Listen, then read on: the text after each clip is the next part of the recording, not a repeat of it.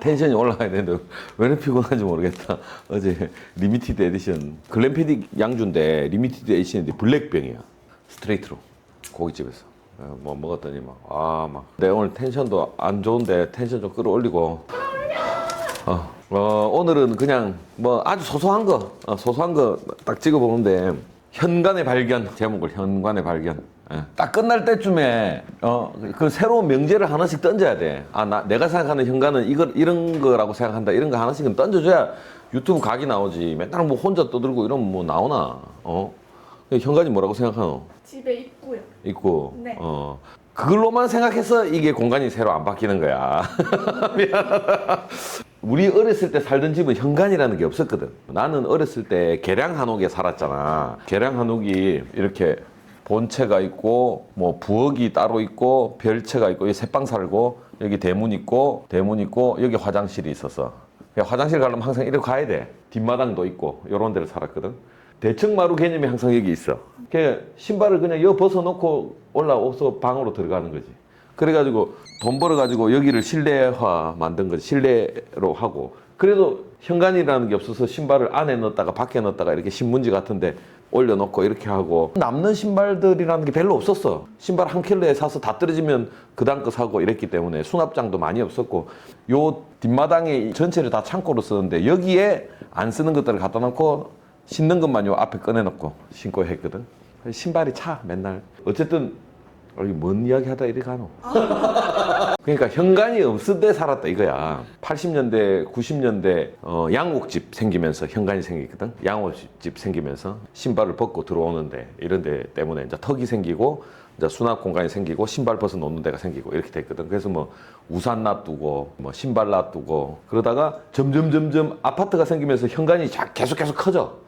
좀 부잣집일수록 현관에 들어가는 게 엄청 많아지잖아. 뭐 스노우보드, 유모차 이런 거 다 들어가니까 현관이 점점 커져. 그런데 내가 이제 아파트를 가보면 현관이 참 우울해. 난 그거를 좀 별로 안 좋아했거든. 현관 개념을 갖고 있는 이 대청마루 같은 경우는 누구를 기다리는 곳이고 앉아서 멍 때리는 곳이고 빛이 가장 잘 들어오는 곳이고 이랬는데 아파트를 가니까 현관이 엘리베이터에서 접근하기 제일 좋은 빛 안 들어오는 데를 공간만 크게 잡아먹으니까 빛이 안 드는 거야. 그래서 항상 아파트 현관 들어가면 우울해. 자연광이 들어오는 게 아니고 낮인데도 조명이 들어와야 되고 하기 때문에 굉장히 우울해. 그래서 완전히 기능적인 공간으로만 바뀌어 버리는 거야. 그래서 뭔 이야기 하다 이렇게 하노? 컨디션이 두서가 없네. 하여튼 아파트 현관이 나는 답답해. 항상 우울해. 내가 느꼈던 현관의 느낌은 누군가를 만나기도 하고 기다리기도 하고 이런 공간이었으면 좋겠다는 생각이 많이 들었거든 옛날부터.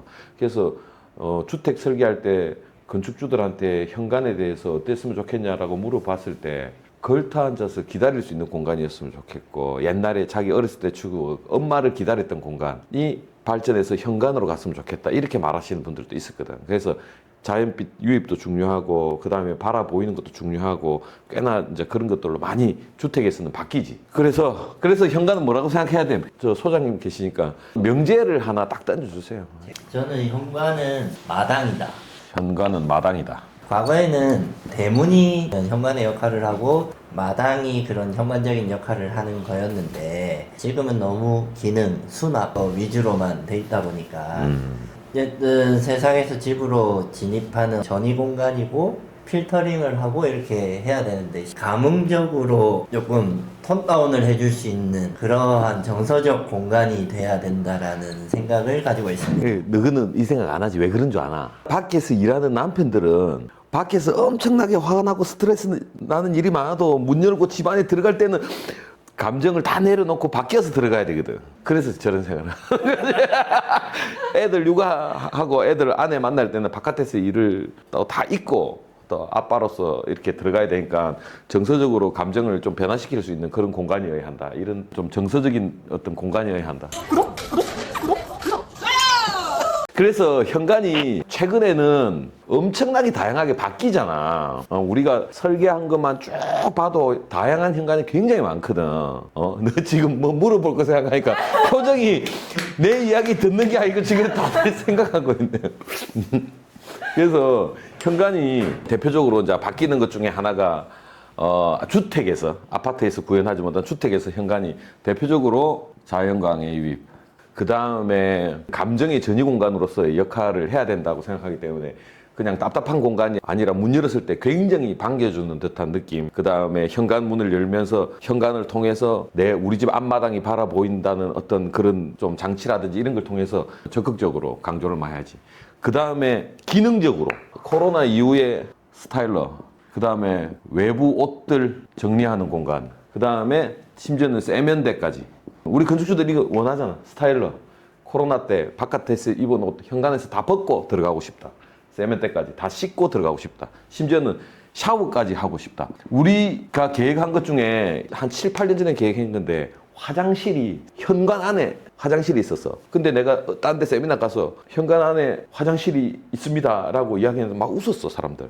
근데 그분들은 그게 필요해가지고 그렇게 했는데 그 사람들 입장에서는 그 당시에는 미쳤다고 생각하는 거지. 너 천재 아이가? 내가 그때 그렇게 했다니까. 진짜 있어. 혜경 씨가 소장님 이거는 장점이 아닌 것 같은데요. 막 그때 그랬거든. 어디 가서 이야기하시면 안 될 것 같은데 억지로 집어넣는 것 같아서. 그래서 기능이 다양해져. 수납 공간인데 단순하게 수납이 아니고 별도의 수납 공간하고 연결된, 그 다음에 뭐 외부 옷 같은 것도 늘어놓는 거, 그 다음에 세면대하고 샤워 공간까지도 현관에 달라붙는다. 지금 홍성에 계획하고 있는 것도 엄마가 스타일이 애들이 나갔다 들어오면 다 벗고 실내복으로 갈아입는 그런 것들이 현관에 같이 있기도 하고 붙어 있기도 하고 이렇게 바뀌는 스타일이 좀 있고. 현관에 생각 안 되지.